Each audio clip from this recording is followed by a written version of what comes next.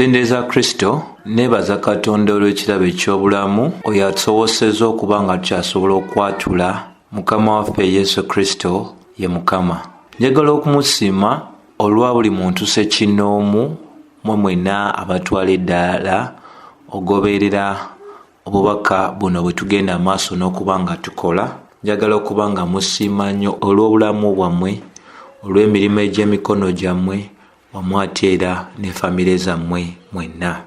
Olunaku olwaleero njagala okubeera nga twekkaanya ekitundu ekisembera ddala mu kitabo kino eky'ebikola batume essuula ey'omwenda. Jjukira tulina ebitundu eby'enjawulo bye tugenze maaso n'okussaako essira nga tutunuulira ensonga ez'enjawulo ezikwata ku kukyuka oba okwenenya okw'omusajja ayitibwa Paulo.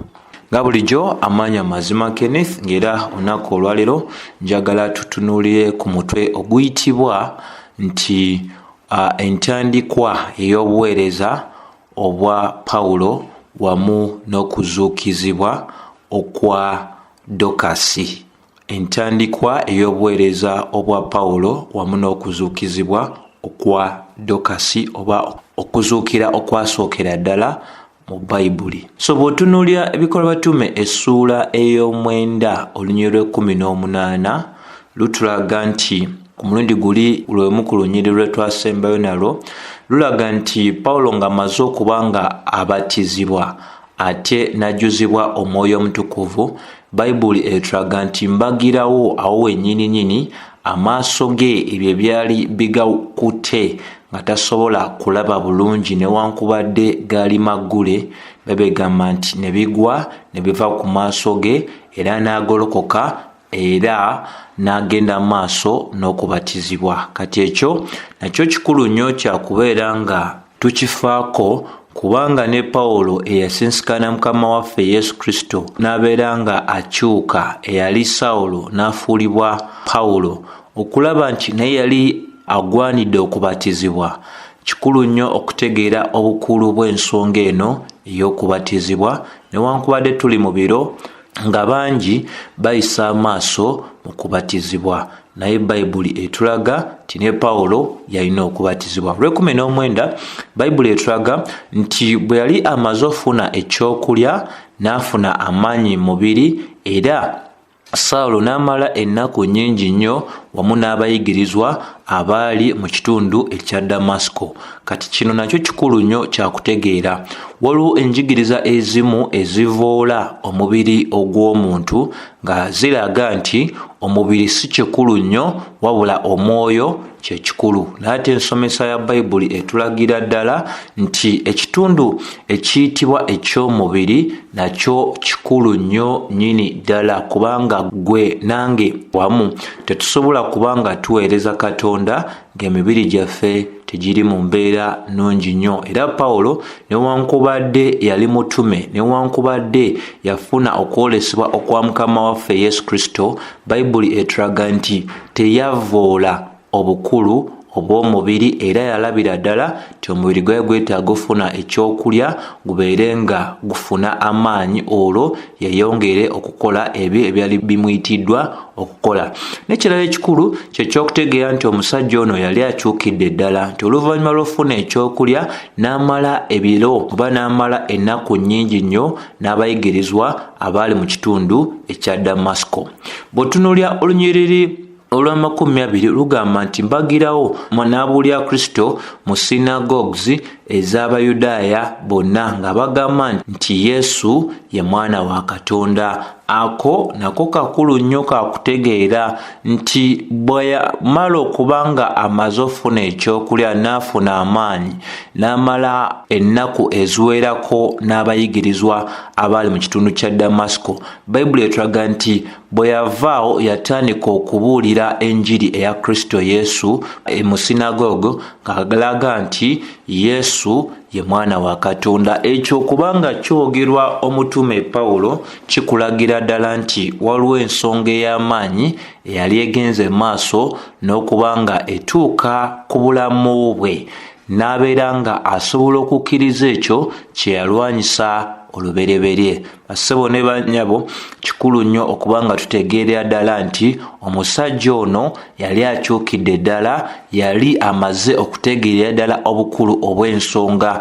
Bwe bwaka bwemu bwe tulina eri bonna abatannaba kubanga balokoka. Kadde kokka Katonda yennyini yamanyidde ddala kiseera kyekyo ekituufu, n'abo abagenda mu maaso n'okuvuma oba basiraamu oba bamamoni oba ba Jehovah's Witness n'enzikiriza endala nga mwotwalidde Bahayi, nga mwotwalidde Abahindu, nga mwotwalidde Babuda n'abasigadde, nabo akadde bwe kaliba nga katuuse nabo balisobola okuba nga boogerera ddala ensonga y'emu eyo eyayogerwa omutume Paulo ng'agamba nti Yesu ye mwana wa Katonda.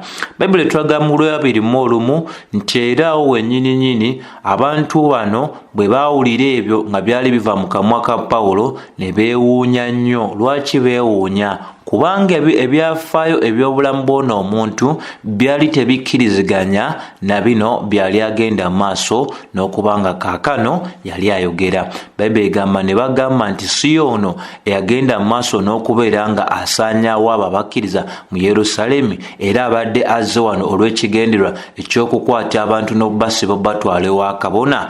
Okuno kwonna okwewuunya kwabaviiramu okwogera ebigambo ebyo. Kyenjagala otegeere nti naffe nga njogerera ddala ku nze mwene ayogera nti kaakano bino byenjogera n'okuba nga nsomesa ekigambo kya Katonda tetwabizaalibwamu. Nga nawe muganda wange ali eyo awuliriza nga naye walokoka, tewazaalibwa mu mbeera eno ey'okubuulira enjiri, wabula naawe bw'ojjukira olw'ekisa kya Katonda bw'alokolebwa, naawe n'otandika okubeera nga kaakano bye wali tossaako muwendo, kaakano obissaako omuwendo, obissaamu omuwendo, wamu n'okubeera ng'olabira ddala nga bikulu nnyo eri obulamu bwo. So ssebo ne nnyabo, ffenna abamu twali bavumi, twali banyoomi, twalina amakubo gaffe, twalina empisa zaffe ze twalowooza nti ze zaali zisingira ddala, twalina ebyali bitusanyusa, twalina emikwano gye twakolanga nagyo ebintu eby'enjawulo, naye olw'ekisa kya Katonda twalokolebwa, kaakano tuli baana ba Katonda. Bayibuli y'emu enywereza ddala nti ensonga eno ey'okubeera nti Abayudaaya bano beewuunya nnyo nnyini ddala. Jjukira Baluumi 1:16 etulagira ddala nti Paulo yali awandiika agamba nti enjiri tenkwasa nsonyi kubanga ge maanyi ga Katonda omuli obulokozi obwabo bonna abakkiriza, kutandika ddala ku Bayudaaya okutuukira ddala ku bannamawanga. Y'ensonga lwaki yabuulira mu sinagoga ez'enjawulo mu kitundu kya Damasiko ng'atannaba kugenda eri bannamawanga bonna. Eyo y'engeri bw'oba weetegereza ekitabo ky'ebikola batume, enjiri ng'eva mu mikono egy'Abayudaaya gedda mikono egy'abannamawanga. Ensonga y'emu gy'olaba mu bikola batume essuula ey'ekumina olunyiriri olwana mu 6 ng'ate era Mukama waffe Yesu Kristo bwe yanyweza mu bikola batume essuula esooka olunyiriri olw'omunana. So tutunula olunyiriri olw'abiri olw'ebikola batume essuula ey'omwenda, Bayibuli tuga nti Sawulo ne yeeyongera ennyo mu maanyi era n'abeera ng'awakana n'Abayudaaya abaali mu kitundu ekya Damasiko nga bakakasiza ddala ku ebyo ebikwata ku Kristo. Bayibuli etulaga nti Paulo n'abeera nga akulira ddala mu mazima ag'enzikiriza ey'Ekikristaayo, era buli lunaku n'agendanga maaso n'okunywereza ddala ng'alaga abantu okuva mu byawandiikibwa. Kituufu nnyo nnyini ddala Kristo, Yesu ye Kristo, Yesu ye Masiya. Ensonga eyo y'emu gy'olabira ddala mu bikola batume essuula 18 olw'abiri nti yabakakasiza ddala nga abalagira ddala nti Kristo ye Masiya, Yesu ye Kristo, nga anyweza okuviira ddala mu byawandiikibwa. Teri muntu yenna gwe tusobola kuleetera oba gwe tusobola kuleeta ku ddaala eritegeerera ddala nti Kristo oba Mukama waffe Yesu ye Kristo ye Masiya ye mulokozi nga tetweyambisiza ebyawandiikibwa. Amaanyi gali mu njiri, amaanyi gali mu ebyo ebyawandiikibwa, era omuntu singa omulaga nti ebintu bino byava dda nga byali byali byayogerwako dda nga byalangibwa Katonda waffe omwesigwa ku lw'amannya g'Omwoyo Mutukuvu amanyidde ddala engeri gy'asobola okuba nga akakkanyamu abantu ne bategeera ebyo bye baagambanga tebaali tebasobola bikkiriza. Olwabiri mu esatu tulaga toluvannyuma nnyo olw'ennaku ennyingi nnyo nga zituukiridde Abayudaaya ne bateesa engeri ey'okumutta. Kati kino nakyo kikulu nnyo kyakubanga kitegeerebwa nti Abayudaaya bwe baakizuula nti baali tebasobola kuwakana na Paulo oba kusirisa ekyo kyali amaze okuba ng'ategeera, engeri y'okuba nga baali basobola okumwesumululako tiyali ngeri ndala wabula yali ngeri ya kunoonya ekkubo ery'okumutta. Omusajja yali muwakanye mutuufu, omusajja yalina ettutumu mu kubeera nga ebyawandiikibwa yali abitegeedde ddala buki bulungi. Olwabiri mu ennya bebe tugamba era ne bagendanga maaso n'okutemaatema ng'empenda n'okukuuma wankaaki ow'ekibuga ekiro nga banoonya okumutta. Kikkirizibwa nti mu biro ebyo eby'emyaka emingi nnyo egy'emabega nti ebisenge eby'ebibuga byabanga biwanvu nnyo nnyini ddala, so byabanga bifo bizibu nnyo eby'omuntu okunoonya we yali asobola okuba nga addukira, era ekifo kyokka ekyali kisigadde kye kifo ekiyitibwa ekya wankaaki. Ensonga lwaki Bayibuli etulaga ti ne bakuuma wankaaki w'ekibuga, tebaakuuma bisenge kubanga byali biwanvu nnyo era kyali kizibu omuntu okutoloka ng'ayitidde ku bisenge, wabula kyali kisobokera kubeera ng'omuntu ayise ku wankaaki. Ensonga eyo yennyini Bayibuli eginyweza okuva mu kitabo ky'Abakolinso ekyokubiri essuula y'e11 olwa3 paka 32 nti ebyo byennyini Dr. Luka byawandiika ku Paulo mu Bikola by'Abatume essuula y'omwenda olunyiriri lwa 24 byo byennyini Paulo n'ebyaddamu ng'ayogera ng'agamba byamutuukako. Lwaki byamutuukako? Kristo yali yagenda maaso n'okuba nga yalangirira nti Paulo kaakano gwe tumanyi nga Sawulo yali wa kubonaabona ebintu bingi nnyo olw'erinnya erya Mukama waffe Yesu Kristo nga Bikola by'Abatume essuula y'omwenda olunyiriri lwa 16 emabega olulagira ddala. So bw'otunuulira olunyiriri lwa 25 lulaga nti olwo abayigirizwa ab'omu Damasiko ne bamukwata mu kiro ne babaako engeri gye baamutolosa nga bamuyisa ku mpataanya eyali mu bisenge nga bamutadde mu kisero, nti be yayigganyanga ate laba Katonda kaakano baakozesa olw'okukuuma obulamu bw'ono omutume yalina okubeera nga akozesebwa mu mirimu egy'amaanyi nnyo nnyini ddala, era okutoloka kwe tekulina njawulo nnyo n'abo abaali batumiddwa ng'abakesi mu biseera ebya Yoswa. Bw'oba osomye Yoswa essuula ey'okubiri olunyiriri lw'okumeka olw'15 Bayibuli nga bw'enywereza ddala. So gwe nange ffenna wamu tetugwanidde kuba nga tuwaayo obulamu bwaffe nga ssaddaaka bwe tubeera nga tulina engeri gye tusobola okubeera nga tuvuunuka omutawaana owatali kubeera nga tukola tutya nga twegaana erinnya erya Mukama waffe Yesu Kristo. Naye singa oba tulina buddukiro bwonna, singa obeera tulina ngeri yonna gy'otolokamu nga bagezaako okubeera nga bakunyigiriza ku lw'erinnya erya Kristo Yesu, awo osobola okubeera ng'okola ki? Nga weewaayo mu mikono gyabwe. Naye oba ng'olina akakisa nawe osobola okuba ng'oyitirawo ddala, teekako misinde nga Mukama waffe Yesu Kristo bw'alagira ddala mu kitabo ekya Matayo essuula y'E10:23. Singa tugobebwa mu kifo kino nga tugenda mu kifo ekirala. Olwabiri mu 6 lulaga nti Sawulo bwe yajja e Yerusaalemi n'ayagala okwegatta ku bayigirizwa, wabula bonna ne bamutya kubanga tebaasooka kukkiriza nti naye yali muyigirizwa. Bayibuli etulaga nti ku lw'ebintu ebingi ebikyamu byali agenze mu maaso n'okuba ng'akola, bangi e Yerusaalemi tebamwegulira. Ekyali kitusobola okulowooza lwaki tebamwegulira nti mu biro eby'omutume Paulo oba mu kyasa ekyo kye baalimu tosobola kigereeganya ne kino ekyasa gwe nange mwe tuli mu kuba nti nno ebintu eby'empuliziganya ate birongooseddwa nnyo nnyini ddala ti empuliziganya etambulira ku sipiidi y'amaanyi nnyo okuyita ku mikutu egya intaneti, okuyita ku masimu, okuyita mu ngeri ezaki ez'enjawulo nnyo, mwe tulina amanyonyi, mwe tulina zibaasi, mwe tulina emmotoka eza bulijjo, mwe tulina bupikipiki, mwe tulina bye tuyita zi post banks n'ebisigadde. So mu biro byabwe kyali kizibu nnyo omuntu ali mu Damasco omuntu ali mu Yerusalemu okumanya ekyali kituusewo mu kitundu ekya Damasco, kubanga wakati wa Yerusalemu ne Damasco waliwo olugendo lwa nnaku nga 5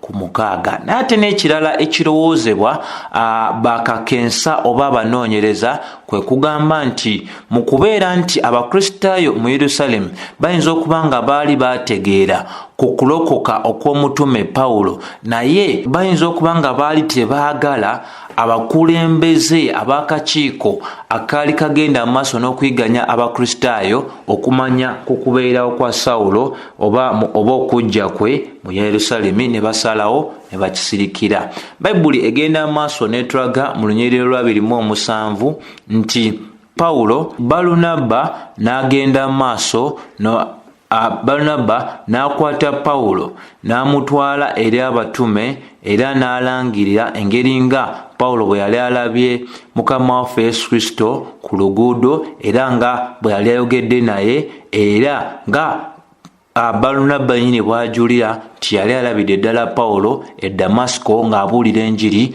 mu buvumu. So ekyo kikulu nnyo kya kubeera nga ate gwe muganda wange naawe ofaayo nnyo ku ekyo ekyogeddwa.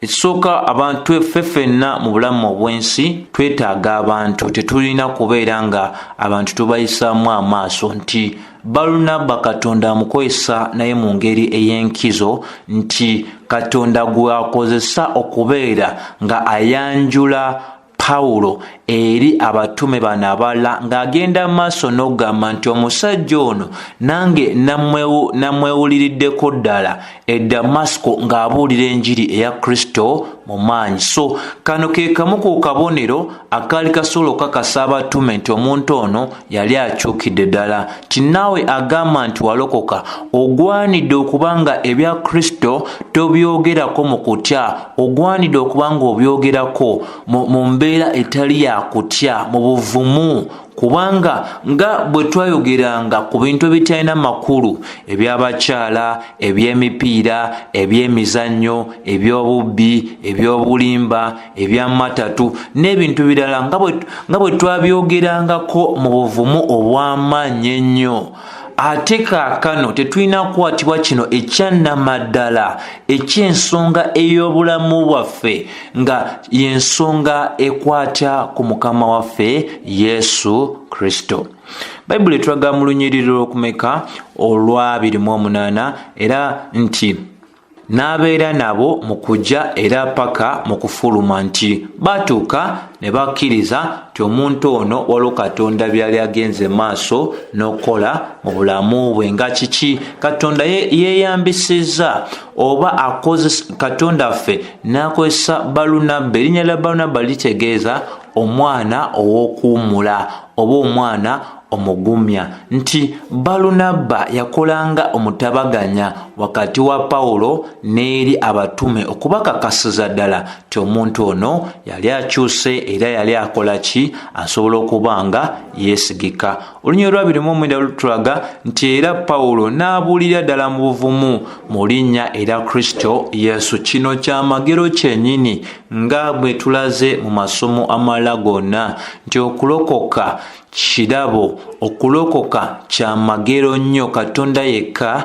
yakikola, Katonda yekka yakisobozesa okubeera nga kikola kitya, nga kibeerawo nnyo nnyini ddala. Nti bwe tutunuulira ebyafaayo bino ebyogera ku musajja ono n'engeri gye twamulamu Mikola by'Abatume essula ey'omukaaga, essula ey'omusanvu, essula ey'omunaana, ne mu Entandikwa essula ey'omwenda nga akola obulumbaganyi ku Bakristaayo nga tatidde bali mu kitundu ki eky'ensi. Ssebo ne nnyabo okulya nga ayogera mu buvumu bwe buti ti Kristo ye Mukama. Ssebo kikulagira nti Katonda yekka yasobola okukyusa abantu. Ffe tetulina maanyi, tusobola okwogera byonna, tusobola okukangatiisa, tusobola okukola kino ne kiri, naye Mukama aba teyeekwatidde ku muntu. Teri n'omu ku ffe asobola kukyusa muntu. Bayibuli egamba nti n'awakana n'abo Abayudaaya, Abayonaani abo naye bo ne banoonya engeri ey'okumutta. Yalina ensonga lwaki yagenda mu maaso n'okuwakana ne bano Abayudaaya, Abayonaani. Lwaki? Kubanga yabayinako oluganda mu kuba nti yali yazaalibwa mu Taluso, nti yazaalibwa mu Yerusaalemi naye nga ne yali azaaliddwa mu kitundu ekyesuddeko ebbanga oba olugendo okuva Yerusaalemi. Bano Abayudaaya, Abayonaani bennyini be baatandika olutalo ne Sutefano nga bawakana naye era bamuviirako embeera ey'okuttibwa. Paulo bino byonna yali abijjukira kubanga yabirabanga naye yali kitundu kw'abo Abayudaaya, Abayonaani abajjanga e Yerusaalemi olw'ensonga ez'enjawulo ez'okusinza n'okukola ebirala, era n'awakana nabo. Era mu kanyomero kano ak'olunyiriri olwa 29 bamulabira ddala nga naye eyali abaliddemu olukwe, era ne banoonya engeri y'okukola ki ey'okuba nga bamutta. So engeri yokka ey'okuba nga beetagguluza ku Paulo olw'okuba nti yali muwakanye mulungi era yali ekyo kyali amanyi nga akitegeeredde ddala, engeri y'okumwetagguluzako baalina okutema empenda okulaba nga bamutta. Naye bino byonna byali bituukiriza n'obunabbi obwa Mukama waffe Yesu Kristo bwe yali ayogedde nti Paulo yali wakuyita mu bintu bingi nnyo olw'erinnya erya Kristo. Olunyiriri lwa 30 Bayibuli etulagira ddala nti awo Paulo abooluganda bwe baamanya ne bamuleeta mu kitundu ekya Seseriya era ne bamusindika okugenda ku lugendo olwa Taluso.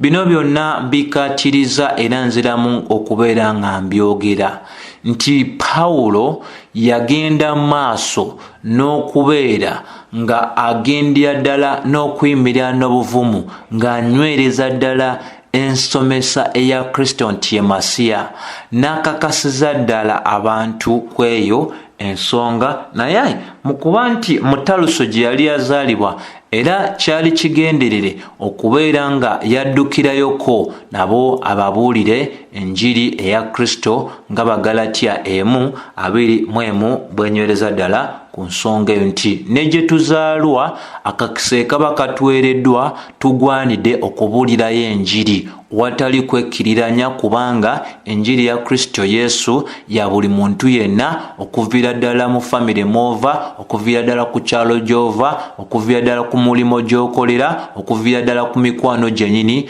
gy'oyina oba n'abo boyinza okubeera ng'obayita ab'eŋŋanda zo. Olwasatu mu olumu Bayibuli etulaga nti era amakanisa gonna ne gafuna embeera ey'okuwummula okuviira ddala e Buyudaaya, e Galiraaya, e Samaliya, era gonna ne gazimbibwa ne batambulira mu kutya Mukama wamu era n'okugumizibwa okw'Omwoyo Omutukuvu era ne bakubizibwamu. So waliwo akanyomero akaaliwo ng'era akanyomero ako kaleetebwa ebintu eby'enjawulo. Abamu ku bakakensa abanoonyereza ab'ebyafaayo bagenda mu maaso n'okugamba nti okuwummuzibwa kuno okwekanisa nga teri mu kuyiganyizibwa mu biro ebyo okwajja oluvannyuma, nti kwajja lwakuba nti Paulo yali agenze maaso n'okubeera nga yali amaze okuba ng'akyuka. Naye tuyinza obutakiremerako nnyo kubanga Paulo tesobola agamba nti yali asobola okufuna ebifo byonna, wabula waliwo ab'ebyafaayo abala abakulaga omu ku bo nga yitibwa Josephus,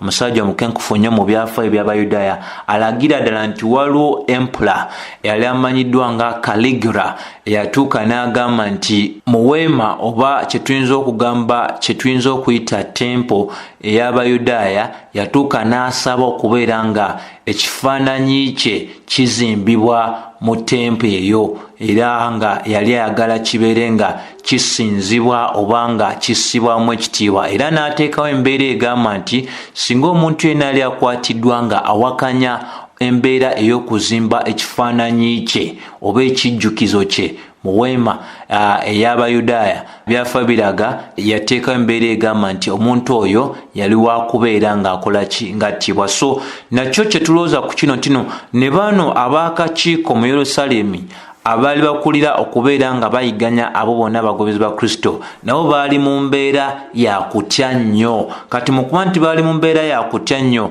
obuyiganyi bwabwe ne bubeera nga bulina engeri gye bwakomezebwamu. Kati kye tuva tulaba mu Nyoyo 3:2 Bayibuli etulaga nti era ne kituukirira mu biro ebyo Peetero n'atambula nga ayita mu bitundu eby'enjawulo ebyalimu Abakristaayo mu kitundu ng'ekyaki ekya Lida, nti obulumbaganyi eri Abakristaayo bwe bwawumulamu n'abatume beeyambisa akanyomero ako okutambula mu bitundu eby'enjawulo mu kubeera nga bagendera ddala maaso n'okuba nga bagumya oba nga bazimbira ddala Abakristaayo mu kukkiriza. Kati Olunyoyo 3:2 lwe lunyiriri olusirisa erinnya erya Sawulo oba erya Paulo okubanga lyatwalako kaakati akabanga nga teriddamu kwogerwako paka mu Bikolwa by'Abatume essuula ey'E11 olwa25 n'okweyongerayo. Naye wano kuviira ddala ku Nyoyo 3:2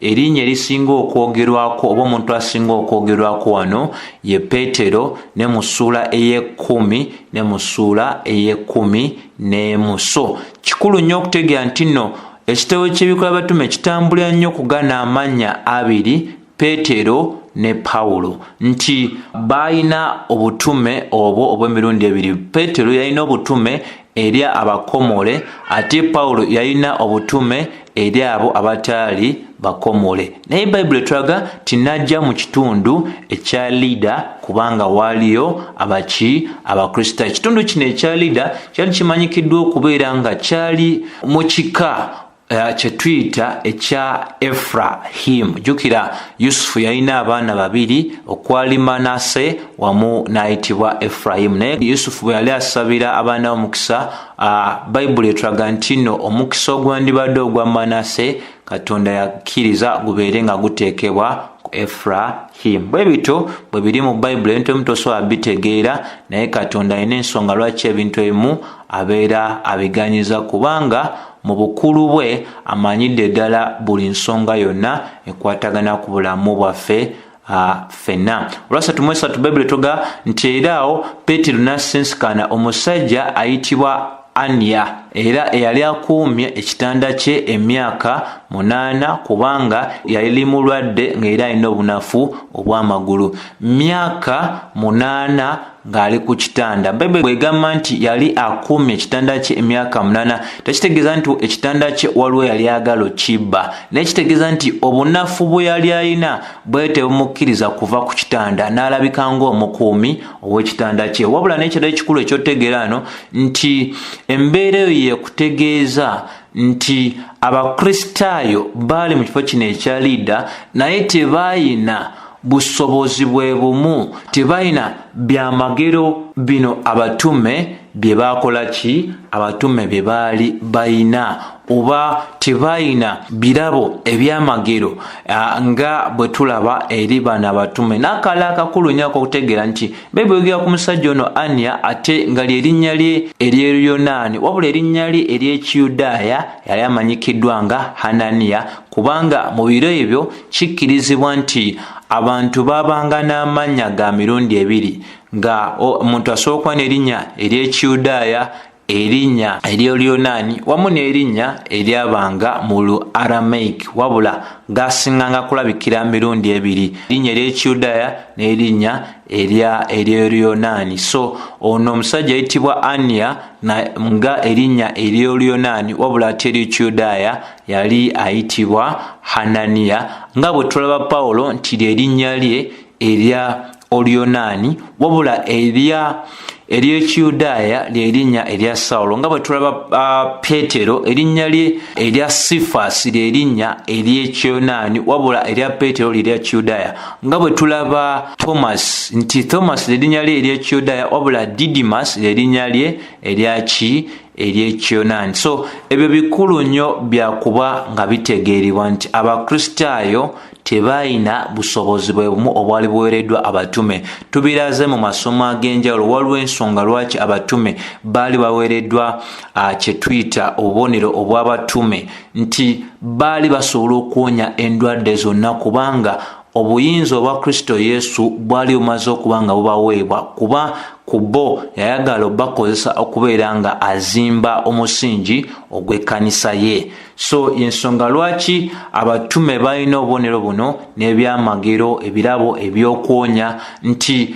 baali babiweereddwa okubeera nga baawulwa ku muntu yenna yali asobola okuvayo ng'agamba nti naye yali mutume. Ate n'ekira mu biro ebyo mu kuba nti obubaka oba okubikkulwa kwali kukyaweebwa, bino byonna byali bisongera ddala kubaka obw'abatume nti beewo bennyini Katonda byali alonze era baali bakozesebwa Katonda. Olwasatu mwenya Bayibuli etulaga nti Peetero n'ayogera eri Ania ng'amugamba nti Yesu Kristo akufuula ow'eddembe, golokoka era oyale obuliri bwo. Bayibuli etulaga nti mbagirawo omusajja n'atereera. So kye tulaba wano ekisingoya ddala okubeera nga tekirina kuyisibwa mu maaso nti Peetero alagira ddala nti amaanyi agawonya tegali mu linnya ddala, gali mu linnya erya Yesu.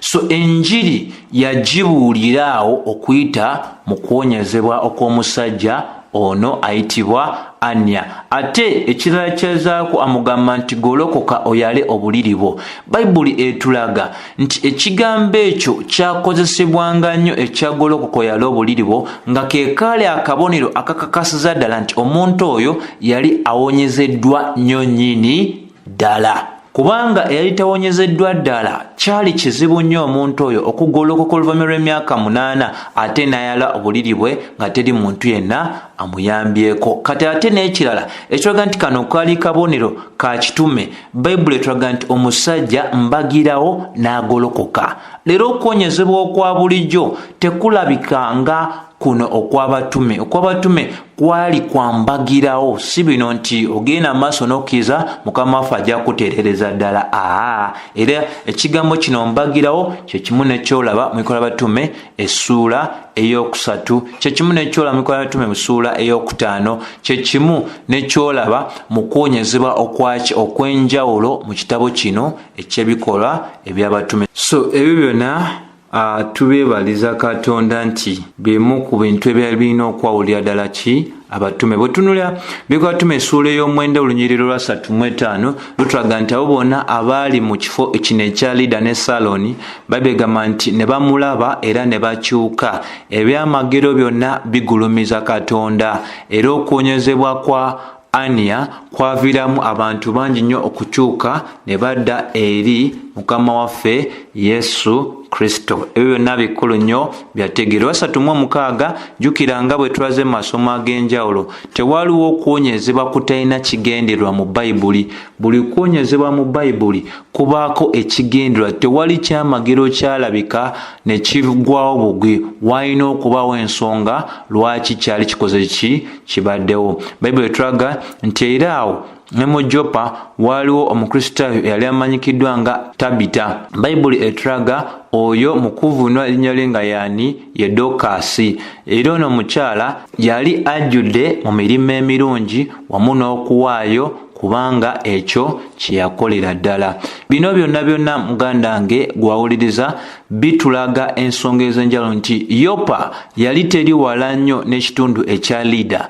kati ekyali kimaze okuba nga kituuka mu Lida kisaasaana mu bitundu ebyabitoolodde Lida. Ebimu ku bitundu ebyabitoolodde Lida kye kitundu ekya Yopa omwali omukyala eyalina emirimu emirungi ennyo ayitibwa omukyala Tabbisa. Naye kino kyenjagala tubeere nga tutegeera nti mu kubanga tukyalina emibiri gino gisobola okuba nga tulwala, nti obutukuvu bwaffe enneeyisa yaffe ennungi tesobola naye okubeera nga etulobera oba nga etugaana okubeera nga tukola tutya nga tulwala oba n'okufa n'okujja wo. Waliwo ensomesa enkyamu leero eziri mu kanisa eziraga nti omuntu bw'amala okulokoka alina okwerabirira ddala ensonga yonna eyitibwa ey'obulwadde, ensonga yonna ey'okusoomoozebwa. Nedda n'emirimu emirungi tegisobola kubeera nga gijjawo embeera ey'okulwala, gijja embeera ey'okusoomoozebwa, gijja embeera ey'okufa.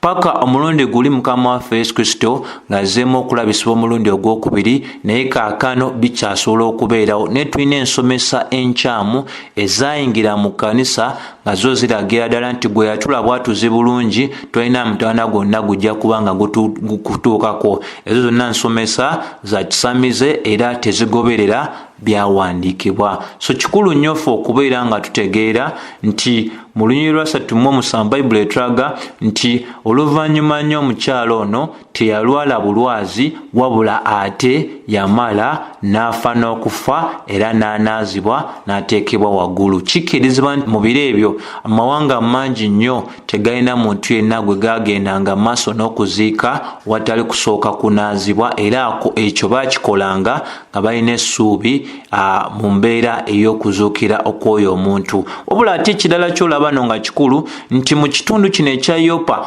okuziika kwali tekukolebwawo mbagirawo, wabula ate tujjukira mu Bikolwa by'Abatume essula eyokutaano nti Ananiya ne Safira bafa baatwalibwawo mbagirawo ne baziikibwa. Ne wano ku mulundi guno omukyalo ono bwe yamala okunaazibwa n'abaako ekifo kyateekebwamu waggulu mu kisenge nga abantu gye balina okubeera nga bamusanga omukubako eriiso evvannyuma. Olwa 38 Bayibuli etugamba nti kubanga Lida yali kumpi ne Yopa era abayigirizwa bwe baawulira nti Peetero yali mu kifo ekyo ne batumya abasajja babiri nga bagamba nti tagwanidde kulwayo wabula ajje mbagirawo. Olwa 39 era Peetero n'agolokoka n'ajja nabo, era bwe yali azze ne bamuyingiza mu kisenge ekyowaggulu, era waliwo bannamwandu bangi nnyo abaali mu kukaaba nga balaga engoye zaabwe ezaali zigenze mu maaso n'obatungibwa omukyalo ono eyali ayitibwa Tabbisa. Kati bino bikulu nnyo nnyini ddala okubeera nga nabyo tukola tutya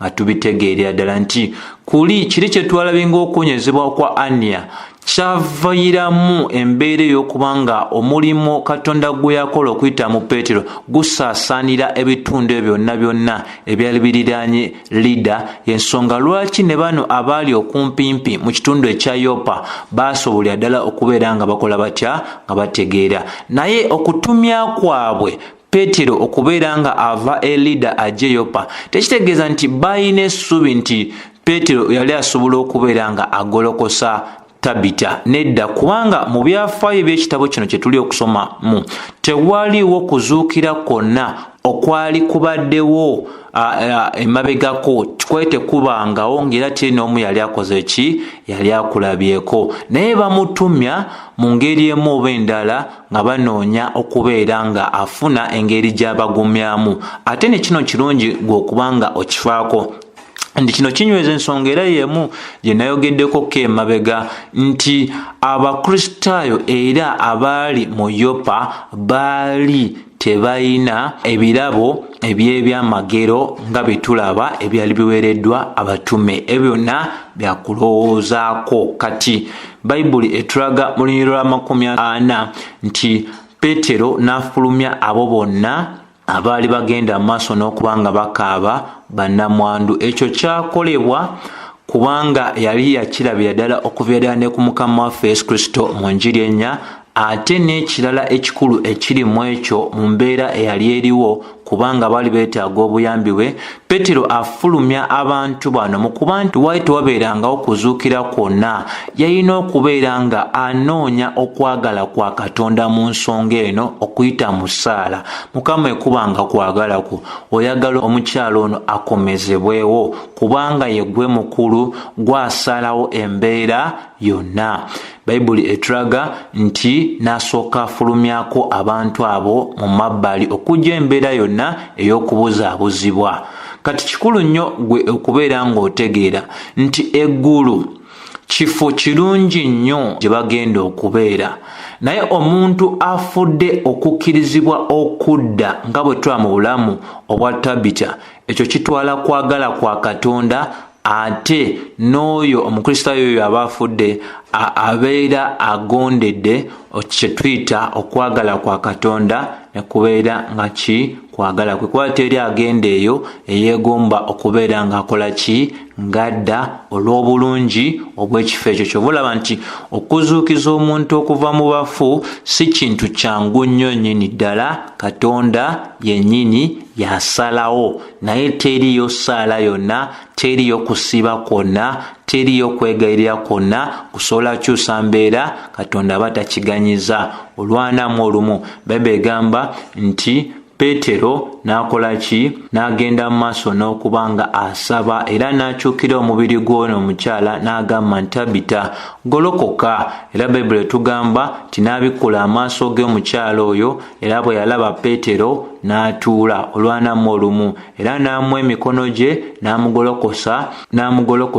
Era bwe yali amaze okuba nga ayita abakkiriza ne bannamwandu n'amuwaayo gye bali nga mulamu. So gwe ebyo byonna bye tulaba awo mulimo gwa Katonda gwe yali asaze okuba nga gulabisibwa olw'ensonga emu oba endala. Lwaki? Laba ekyatuuka olwanamu ebbiri, era ekyo ne kimanyisibwa mu kitundu kyonna ekya Yopa, era bangi ne bakkiriza. Nti kuno kwe kwali okuzuukira okwasookera ddala, oba kwe kuzuukira okwasookera ddala mu kitabo eky'ebikolwa by'abatume. Leero waliwo enjigiriza ez'okukyamuukirya eziraga nti simanyi abakristaayo baaweebwa amaanyi, tetuli bakusabira busabizi balwadde, tuli bakubeera nga tubawonya, tulina okuba nga tuzuukiza buli mufu. Naye ssebo n'ennyabo njagala kugamba ekitabo kyonna eky'ebikolwa by'abatume ssuula 28 mulimu okuzuukizibwa kwa mirundi ebiri oba abantu babiri abaazuukira. Babiri, mulimu Tabbisa,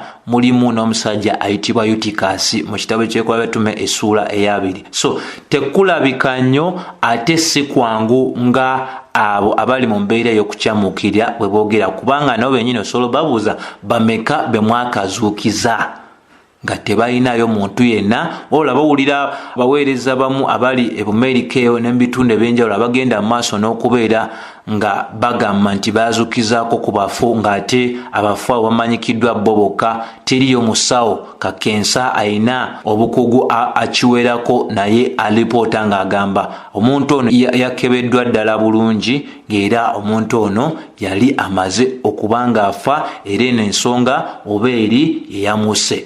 Bonna abagenda mu maaso n'okuba nga beepanka tibazuukiziza ku bafu tebayina bukakafu, boogera boogezi bintu bya samwasamwa. Naye kyenjagala okuba nga nyweza kyensonga ey'okugamba nti omukyalo ono Katonda yamulaga okusaasira kungi, nti yalina emirimu emirungi nga tannafa, naye Katonda okumuganya okudda ate kyali kyakubeera ng'omukyalo ono ate yeeyongerayo okukola emirimu emirungi. Tetumanyidde ddala engule ye erifaananira eta nini ddala. So kino nakyo kyakuyiga eri abakyala abakristaayo bonna. Bagwanidde abakyala abakristaayo okubeera nga batunuulira Tabbisa ng'ekyokulabirako. Yali mukyala eyayamba bannamwandu, yali mukyala eyayamba enfunzi, yali mukyala eyali awo nga kyakulabirako eri abakyala bonna era n'abaami bonna abakristaayo. Tugwanidde otegeera nti eddiini eyannamaddala kwe kulambula abamulekwa, kwe kulambula abantu abo abayitibwa bannamwandu, n'okubaako engeri yonna etubakwasaganyizaako nga Katonda naffe bw'ayinza okuba nga kola ki atusobozeseza. So ssebo n'ennyabo awuliriza ensonga eno ey'omuntu okufa nadda nga bwe tulaba wano eno. Bayibuli etulagira ddala nti bulungi Katonda taganya muntu yenna kubeera nga asobola okuba nga ayina obujulizi obumala olw'ebyo benza okuba nga yalaba oba okuba nga yakola ki, yawulira. So omuntu yenna kasitayingiramu ensi etalabwa, Katonda tamukkiriza kubako kyayogera oba tamusobozesa kwogera kintu kyonna kyayinza okuba nga yalaba oba nga yawulira. Nga Bayibuli era bwenyweza nti omutuukirivu agwanidde kutambula lwa kukkiriza. Bw'owulira abagenda mu maaso n'okuba nga beetema kino ne kiri nendaba kino nendaba ne kiri, manya bumanyi nti oyo takola ki, talinako kintu kyonna kye yalaba, talinako kintu kyonna kye yawulira, wabula banoonya okufuna ettutumu nga bakozesa ebigambo oba nga boogera ebintu byebamanyidde ddala nti teri n'omu agenda kubeera nga bakaka okuba nga bawa obujulizi kuba bamanyidde ddala bintu ebyo si byangu nnyo nnyini ddala. So ssebo ne nnyabo, njagala okugamba nti eyo yebadde essuula yaffe ey'okumeka ey'omwenda. Peetero asigala mu kitundu ekyo kyennyini ekya Yopa n'omwami ayitibwa Simyoni Taana, eyo yennyini gyali agenda okuva ate agende mu maka aga Koloneliyo nga bwe tunalaba mu ssuula ey'ekumi. So nzikiriza nti waliwo bingi bye tuyize mu nsonga eyo okutegeera ddala obunabbi bw'Omukama waffe Yesu Kristo eri okubonaabona kwa Paulo nti kwalina okubeerawo, era tulabye ebimu ku ebyo Paulo byeŋŋanga obuvumu obwa Paulo obutatiiririra ekyo kye yali akkiriza, ate Katonda n'engeri gy'akozesaamu Peetero mu kwonyezebwa okwa Anya wamu n'okuzuukiza omukyala ono Tabbisa, byonna biraga obukulu obw'erinnya erya Mukama waffe Yesu Kristo nti kaakano agulumidde era atudde ku mukono ogwa ddyo. So njagala obaagaliza ekisa kya Mukama waffe Yesu Kristo mwenna abali eyo era bagenda maaso n'okwekuumira mu byawandiikibwa. Saba ekisa kya Mukama waffe Yesu Kristo kibeere nammwe mwenna. Amina.